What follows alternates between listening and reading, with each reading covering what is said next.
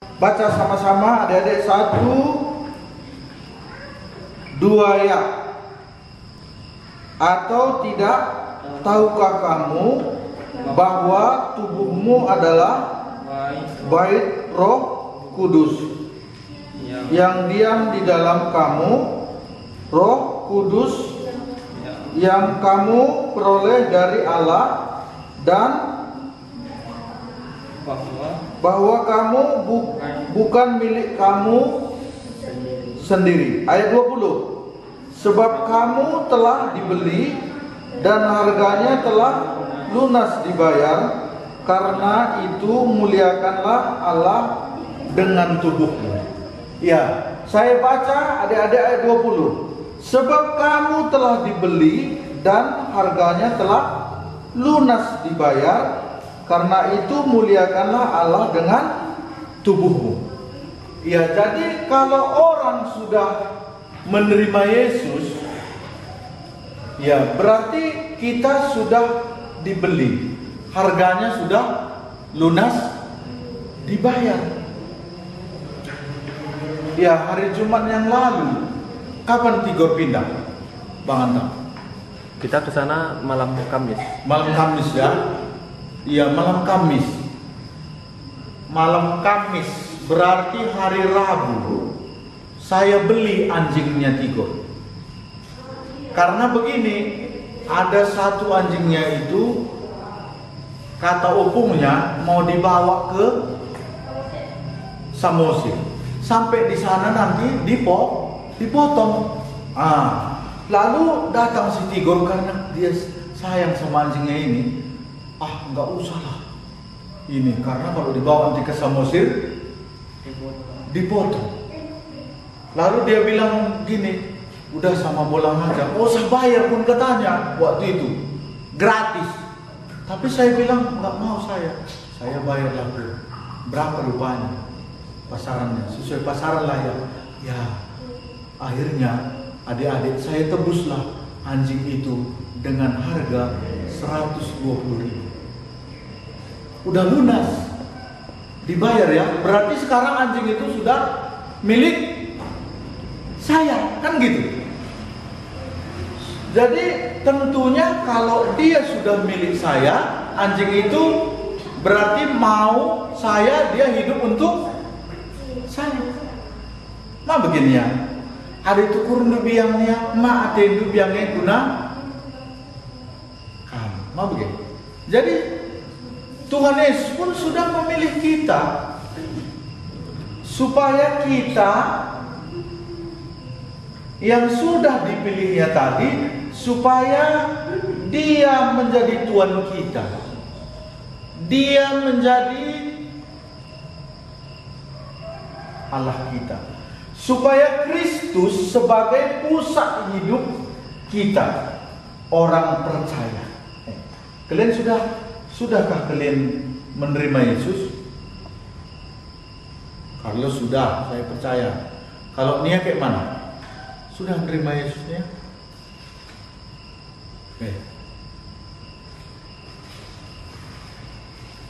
Sudah pernah Nia mengundang Yesus dalam hati Nia? Sudah, berarti sudah. Saya nggak mau ragukan pertobatan orang karena bahaya. Saya mau memantapkan. Sudah makan kamu tadi ya? Sudah, kan mantap ya? Kan gitu Bang? Iya. Rika gimana? Sudah terima Yesus? Sudah. Naya? Belum ya. Memang waktu Bang Antar Umar itu tanya, belum juga ya. Tapi Nia harus menerima Tuhan Yesus. Naya, ya, mengundang Tuhan Yesus masuk ke dalam hati Naya. Waktu itu 2 orang kalian Naya. Satu Bang Tigor sebelum dia pergi ke Samosir, dia sudah menerima Yesus. Saya sangat senang. Dan dia begitu bersemangat. Bang Antar melihat itu, jadi semangat. Jadi tidak sia-sia. Naya juga harus sampai, karena ini memang tujuan. Makanya orang yang sudah menerima Yesus, maka Kristus tadi ya sudah dibelinya kita. Harganya tadi apa katanya? Sudah lunas dibayar. Karena itu Kristus nanti sebagai pusat hidup orang percaya. Ibaratnya adik-adik ini roda ini. Kalau orang yang sudah terima Yesus, Yesuslah Tuhan Yesus Kristus dari pusatnya. Maka di sini apa yang kamu miliki, adik-adik? Keinginanmu, kalau keinginan kita harus Yesus. Pendidikan, adik-adik, Tuhan Yesus. Ada juga sini pekerjaan. Saya setelah menerima Yesus, ketika saya bekerja, maka pekerjaan saya itu pusatnya Yesus. Lalu di sini pergaulan. Pergaulan adik-adik kayak mana? Apakah Yesus pusatnya? Ini bagi yang sudah menerima Yesus. Kalau belum, ini terima Yesus dulu. Kalau enggak, ini enggak bisa. Kalau enggak terima Yesus, tidak mungkin ini bisa Tuhan Yesus Kristus jadi pusat hidup orang itu. Karena judulnya pun saya buat sini, Kristus itu sebagai pusat hidup orang percaya. Nah, makanya ini pergaulan, teman hidup. Makanya orang yang sudah menerima Yesus, dia juga teman hidupnya dia akan kawakan. Makanya dia akan tanya Tuhan Yesus, teman hidup. Nah, baru ada lagi waktu kita, waktu yang Tuhan beri ini pusatnya Tuhan Yesus juga. Makanya ada lagu, selamatkanlah waktumu, detik-detik di dalam hidupmu. Waktu-waktu ini, waktu yang jahat, sungguh-sungguh jahat. Jelmakan Yesus hidup, Yesus hidup di dalam hidupmu. Hidup sebagai Raja dan Tuhanmu, sungguh-sungguh indah. Jadi waktu kita, waktu yang adik-adik jalani hari ini, apakah sudah waktu ini yang kita jalani ini Tuhan Yesus pusatnya, sehingga kita menghargai waktu. Baru ada lagi sini harta. Dulu saya sebelum bertobat, saya kalau kaya nanti harta ini untuk saya aja, memuaskan saya, memuaskan keinginan saya. Pokoknya saya pusatnya. Makanya nanti ada dua hidup ini. Ada hidup lama ya, hidup lama. Nah, hidup lama ini pusatnya siapa, adik? Ada hidup baru. Nah, ini harus beda. Ada dua ini cuma. Hidup lama pasti pusatnya diri sendiri. Ini kebanyakan diri sendiri.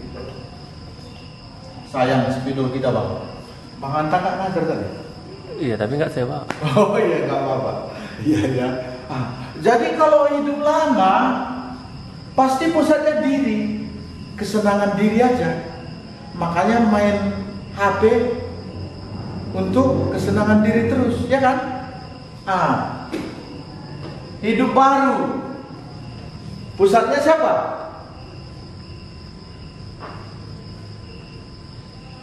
Yesus. 2 Korintus 5 ayat 15. Sudah dapat? Kita baca sama-sama ya. Kuat-kuat. 2 Korintus 5 ayat 15. Ayo, 1, 2 ya. Dan Kristus telah mati untuk semua orang, supaya mereka yang hidup tidak lagi hidup untuk dirinya sendiri, tetapi untuk Dia yang telah mati dan telah dibangkitkan untuk mereka. Saya baca sekali lagi. Dan Kristus telah mati untuk semua orang, supaya mereka yang hidup tidak lagi hidup untuk dirinya sendiri, tetapi tidak lagi hidup untuk dirinya sendiri, tetapi untuk Dia ini Tuhan Yesus yang telah mati dan telah dibangkitkan untuk mereka. Jadi ayat ini jelas mengatakan Kristus itu udah mati untuk semua orang. Dia udah mati untuk Carlos, untuk Nia, untuk Rika, untuk Naya, supaya apa katanya? Supaya apa? Supaya mereka yang hidup tidak lagi hidup untuk dirinya. Jadi kalau Kristus sudah mati untuk kita, kita sudah menerima Yesus, makanya kita tidak lagi hidup untuk kita. Makanya anjing tadi, ketika saya sudah tebus adik-adik, supaya dia mau mengabdi untuk saya.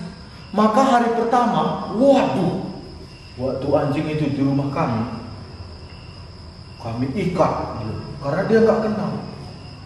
Gong, dia mau pergi aja. Dia mau pergi ke rumah tuannya yang pertama. Akhirnya saya sampai. Hari kedua pun gitu, sampai tengah malam. Hari kedua dia gongongannya nggak enak. Katanya, ini tradisi lama. Waktu dia gonggong gitu, ini karena dulu saya kalau mendengar anjing, katanya nanti ada orang mati. Biarkah aku sendiri begitu? Itulah, katanya. Nanti karena itu tradisi lama dulu, kalau ada anjing melolong itu nanti pasti ada orang mati. Takut saya sendiri. Tapi waktu saya saat teduh, Tuhan ingatkan. Saya lupa itu di Markus, cuman gini, jangan takut, tetaplah percaya katanya. Pernah banget terdengar itu. Tetapi janganlah takut, tetaplah percaya. Waktu itu ceritanya ada anak kepala rumah ibadat itu, Jairus. Waktu itu belum mati anaknya itu. Makanya dibilangnya sama Tuhan Yesus, Tuhan datanglah ke rumahku, anakku sedang sakit karena dia mau mati supaya dia sembuh. Waktu dalam perjalanan anak Jairus tadi kayak mana? Mati. Datang saudara-saudaranya bilang, Tuhan tak usah disusahi lagi guru itu, karena anak itu sudah mati katanya. Datang Tuhan Yesus, jangan takut, tetaplah percaya. Itu kata Tuhan Yesus. Makanya waktu saya dengar, katanya gitu, takut saya memang, tapi jangan takut, tetaplah percaya. Kita manusia kan wajar takut ya. Kalian nggak pernah takut? Rika pernah takut? Pernah ya. Naya pernah takut? Pernah. Semua kita pasti pernah takut. Kalau Bang Anta pernah takut, Bang? Pernah juga. Pernah. Apa ini? Apalagi tadi malam kan saya ke ladang memantau pencuri sawit. Karena Sabtu dodos, jadi malam Sabtu saya ke ladang. Ya, tapi saya bersyukur ada keberanian yang Tuhan berikan, kesendirian ke ladang. Tapi ya pas pulang itu sekali-sekali saya nengok ke belakang juga. Jangan-jangan nanti. Ya, karena malam ya Bang. Iya malam. Begitu. Kalau kita takut pasti kayak ini orang budi. Biasa. Tapi di situ kita harus ingat Tuhan adik-adik. Ya. Saya pernah kayak Carlos pulang dari Kuala ke Lamunci dulu. Jam 12 malam. Saya pulang dulu dari guru SMA saya ngajarin saya waktu itu matematika. Guru SMA. Pulang jam 12. Rupanya memang ada satu di kampung kami Lamunci itu agak dikeramatkan. Sering dulu orang tua bilang, aku pernah jualan pagi-pagi bawa obor, ada situ anak-anak kecil botak kepalanya katanya. Maka waktu saya lewati jalan itu, saya dari sini kira-kira di sana jalan yang mau dilewati itu, saya udah kainnya dari kita kasih botak gidik ini nanti. Itu dihantui kita memang seperti itu. Maka waktu saya lewat itu, ini saya baru bertobat ini. Waktu saya lewat, nyanyi saya kuat. Ya dalam nama Yesus, saya kuatkan hati saya gitu. Tapi itulah ketakutan tadi. Tapi ya waktu saya lewat Tuhan, ya sebelum saya lewat jalan itu saya berhenti sebentar. Waktu saya, lalu saya berdoa, Tuhan aku mau lewat lah. Buatlah aku nggak melihat apa-apa gitu. Karena di simpang yang saya bilang itu ada dulu memang juga anak-anak sering ngambil langsa gitu. Di langsa itu terlihatnya ada hitam lagi katanya. Lalu karena itu dia sakit lalu meninggal. Nah itulah waktu itu. Tapi puji Tuhan memang ya Tuhan melawan. Saya juga sebenarnya. Makanya saya nyanyi juga kalau kita takut ke mana? Karena ada lagu apa itu bang yang lagu sekolah minggu di atas bukit Yesus selalu menjadi gembalaku. Apa itu lagu? Gembala yang baik. Jadi waktu itu saya ingat ayat itu. Tuhan Yesus gembala, jagain aku. Gembala yang baik ku turut, tidak pernah aku ditinggalkan. Itulah waktu itu nyanyi saya ini. Di dalam lembah, di atas bukit, Yesus selalu menjadi gembala. Jadi Tuhan Yesus itu gembala. Jadi sehingga saya lewati lorong itu sering kali karena dulu kami waktu saya masih kecil ya lampu jalan pun obor. Kalau kalian sekarang udah enak ya, senter, apalagi. Kalau dulu cuma obor. Itulah jalan. Makanya kalau orang-orang tua saya dulu semua kalau jualan pakai obor. Kami sebelah sekolah pakai obor kan ya. Jadi begitulah susahnya. Iya. Jadi ini tadi dikatakan dalam 2 Korintus 5 tadi. Ayat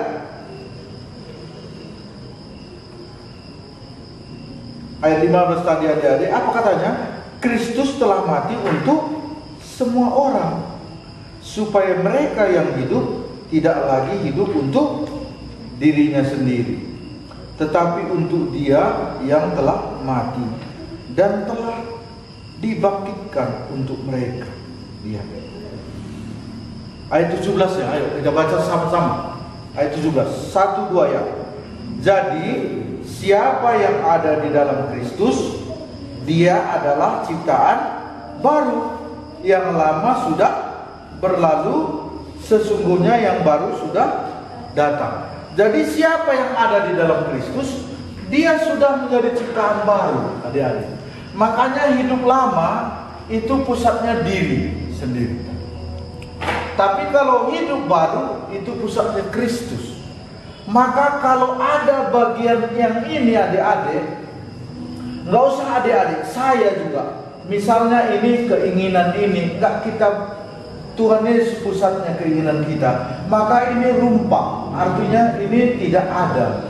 Ibarat guli yang bocel. Guli, kalau guli ini bocel, nggak ada. Kayak mana jalan roda ini? Kayak mana dia, Rika? Iya. Oleng dia. Oleng dia kan, makanya kenapa kehidupan orang percaya selalu oleng? Karena dia belum menyerahkan sepenuhnya hidupnya kepada Kristus. Hubungan keluarga, keinginannya, ini tadi apa ini? Harta. Makanya ini harus kita serahkan semuanya kepada Tuhan Yesus. Jadi kalau Kristus sebagai pusat hidup orang percaya, artinya berarti Kristus adik-adik, dia sebagai Tuhan dalam hidup kita. Itu harusnya. Jadi kalau Kristus itu sebagai pusat hidup orang percaya, berarti Kristus itu dia sebagai Tuhan. Itu yang pertama untuk hidup kita. Yang kedua, Kristus sebagai pusat, berarti Kristus itu sebagai teladan hidup orang percaya. Jadi Kristus sebagai Tuhan, Kristus sebagai teladan, lalu Kristus sebagai tujuan. Jadi ada 3. Makanya waktu PR itu kita sudah belajar Kristus sebagai tujuan hidup. Waktu PR di Batu Belang. Ini yang nggak ikut itu. Ikut, lupa saya. Jadi Kristus sebagai Tuhan, berarti sebagai Tuhan, berarti seperti anjing saya tadi. Ketika saya beli, ketika saya tebus, maka anjing itu harus mengabdi kepada saya. Maka waktu hari kedua itu Mama John pun udah habis kesabarannya. Dia udah agak sabar. Dia bilang, udahlah Pak, ganti nama aja katanya. Karena nggak mau anjing tadi sama kami. Dia selalu mau balik ke sana. Udahlah ganti nama aja. Apa namanya Mak? Lomo. Jadi ganti Lomo. Nah, jadi dalam hati saya begini, anjing itu mengingatkan kami, saya pribadi, kalau rewel lah anjing itu siapa yang susah? Siapa yang susah? Tuannya kan? Makanya kita pun kalau kita bilang kita sudah terima Yesus, sudah menerima Yesus, sudah jadi orang percaya, tapi kalau kita rewel, siapa yang susah? Tuhan kita tadi. Makanya waktu anjing itu malam kedua, wah rewelnya bukan main, nggak bisa tidur, sampai orang tetangga rumah kami depannya pun nggak bisa tidur dia. Kenapa? Ribut. Lalu melolong lagi, kata. Teringat pula saya waktu itu memang ada orang setelah gitu ada pula yang meninggal di kampung itu pernah. Sehingga itu kan membuat saya takut. Tapi saya ingat ayat tadi, jangan takut, tetaplah percaya. Saya bilanglah akhirnya sama Mak John, Mak, kita beri 3 hari ya. Kalau 3 hari dia juga nggak mau sama kita, udah kita beri kebebasan. Malam ketiga itu dia lari, dia pergi lagi ke rumah Tiko. Kami biarkan di situ. Akhirnya karena saya udah capek, saya ikatlah dia dengan leher, dengan rantai, saya ikatkan di rumah Tiko. Waktu kami pergi, dia termenung begitu. Tengoknya juga mobil kami.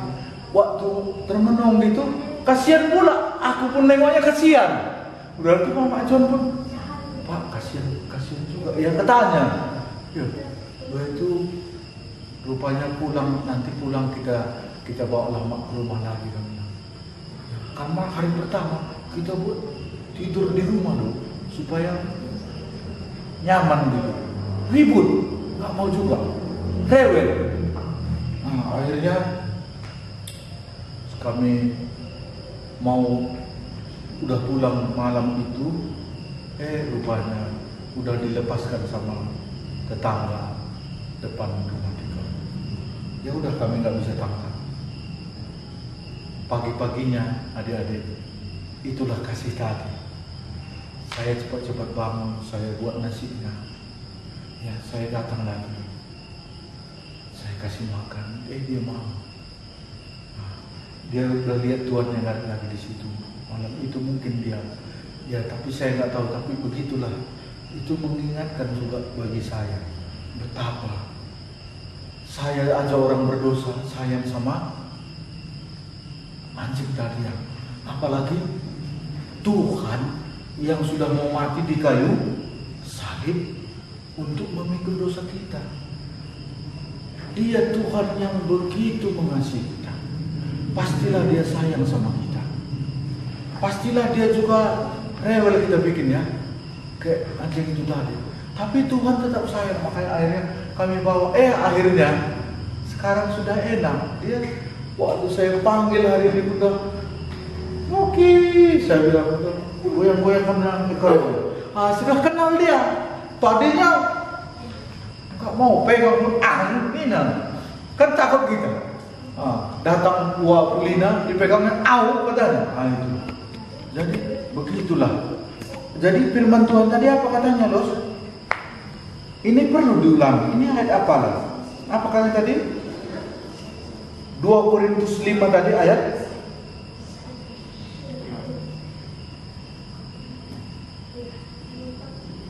15. Ayo kita baca.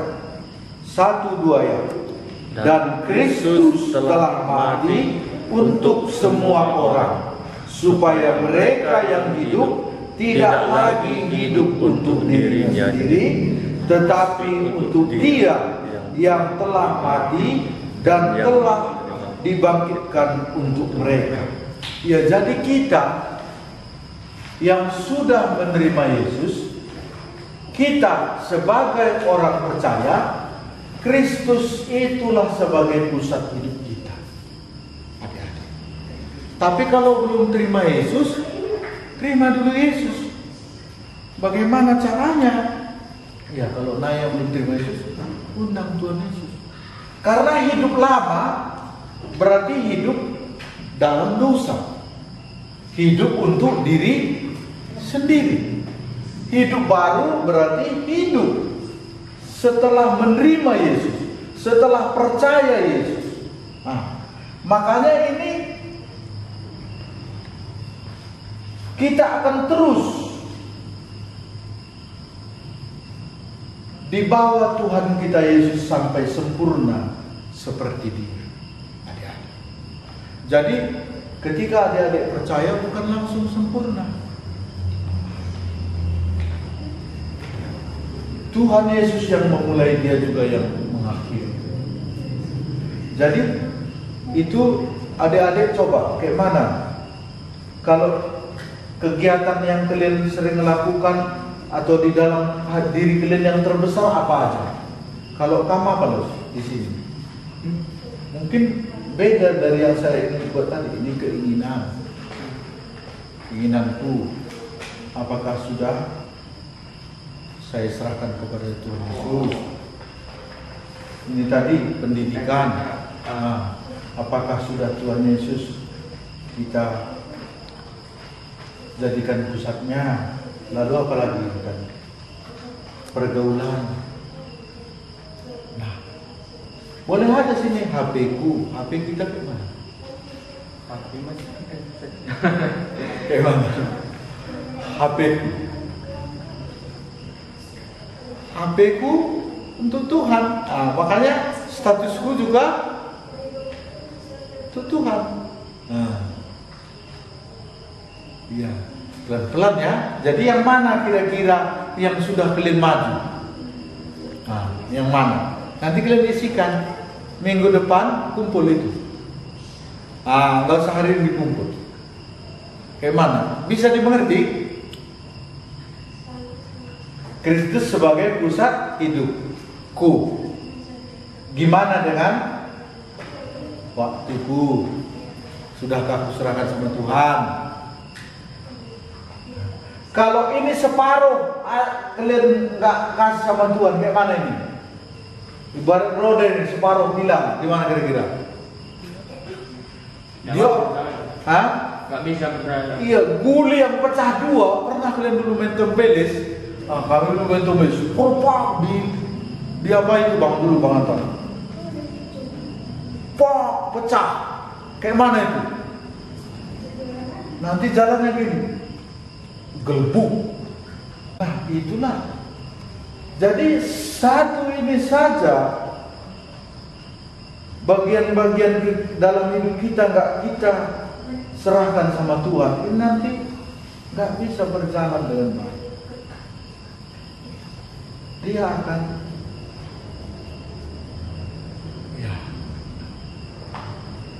tidak menggelinding.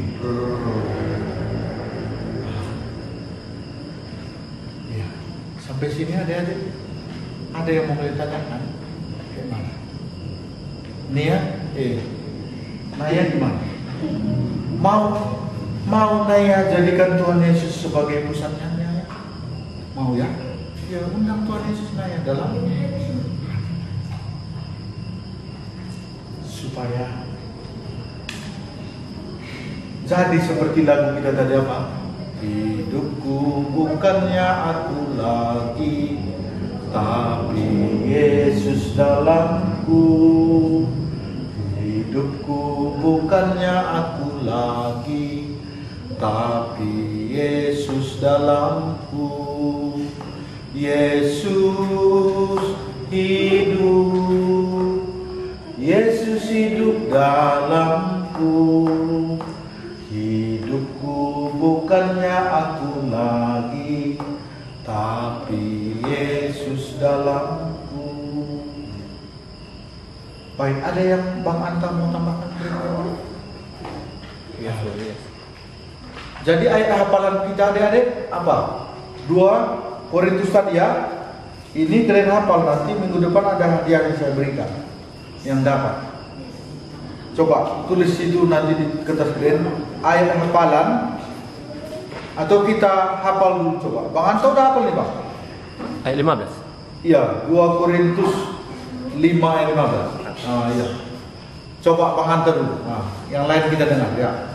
Dan Kristus telah mati untuk semua orang, supaya mereka yang hidup tidak lagi hidup untuk diri sendiri, tetapi untuk Dia yang telah mati dan yang telah dibangkitkan bagi kita. Iya. Gitu ya? Atau ada yang ketinggalan? Mereka. Ya, sudah bagus itu Bang ya.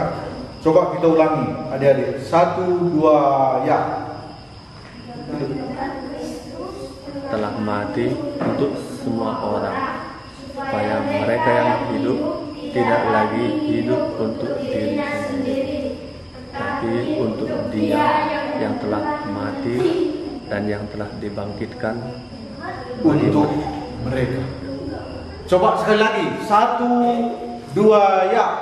Dan Kristus telah mati untuk semua orang, supaya mereka yang hidup tidak lagi hidup untuk dirinya sendiri, tetapi untuk Dia yang telah mati dan telah dibangkitkan untuk mereka. Kristus telah mati untuk semua. Kristus telah mati untuk kita, supaya kita ini adik-adik tidak lagi hidup untuk diri sendiri, ya, tetapi untuk Dia. Seperti ilustrasi yang saya sampaikan tadi. Ketika saya menebus anjing itu, supaya anjing itu hidup untuk saya. Iya. Nia punya anjing di rumah? Oh enggak. Apa yang kamu punya nih? Hewan di rumah. Kucing. Kucing pelali. Lali. Nah, kayak sini ikan. Oh ikan ya. Ikan apa? Peliharaan apa? Goreng enggak? Untuk kamu lagi adalah goreng. Daya akan mau gitu. Nah, kan gitu ya. Kalau penganta apa ada Bang? Anjing lah. Anjing ya. Kayak mana? Kamu senang anjing bukan Bang? Senang. Kenapa Bang? Karena baik ya, ibaratnya kalau dijual 10 juta pun nggak akan dijual. Kalau ada yang mau membeli 10 juta nggak akan dijual. Kenapa Bang? Karena sayang sekali. Sayang itu. Begitulah sayang. Kita aja sayang sama hewan peliharaan kita, kan gitu Bang. Apalagi Tuhan Yesus, pasti Dia sangat sayang sama kita. Kamu punya peliharaan kan Bos? Saya ingat Black dulu ya. Blackie. Andai aja lu kucu mama ikut ya Mak. Uga, keleng lah ngatin. Keleng. Tuhan ndau kelengan Athena man bandul. Kekelengan Tuhan bagasan asal kekelengan. Kekelengan Tuhan ndau bagasan asal kekelengan tak. Makana Tuhan keleng Athena kita. Makana mopi yang baru saya tebus itu saya lus-lus, saya kasih makan enak, saya kasih tidur di rumah, biasa tidur di luar, ini tidur di rumah di keramik lagi, supaya nyaman. Itulah kelendai. Ya, Rika ada peliharaan di rumah kan apa? Mungkin. Sayang kamu mungkin tuh? Sayang. Coba gigitnya orang. Sayang kamu? Nah, pagi ganti gelang kayu. Lo mau? Lo mau? Iya itu. Itulah sayang kita. Sayang Tuhan jauh lebih sayang dia sama kita. Tuhan Yesus lebih sayang kepada Rika. Tuhan Yesus lebih sayang sama Nia, lebih sayang sama Carlos, sama Bang Anta, sama Naya, sama Jongsu, sama Gilbert. Tuhan Yesus sayang sama kita. Dia mau mati untuk kita, ya. Supaya kita yang sudah dipilihnya, kayak mana tadi, hidup untuk Tuhan. Ya. Sampai sini aja firman Tuhan malam ini. Ya. Mari kita berdoa.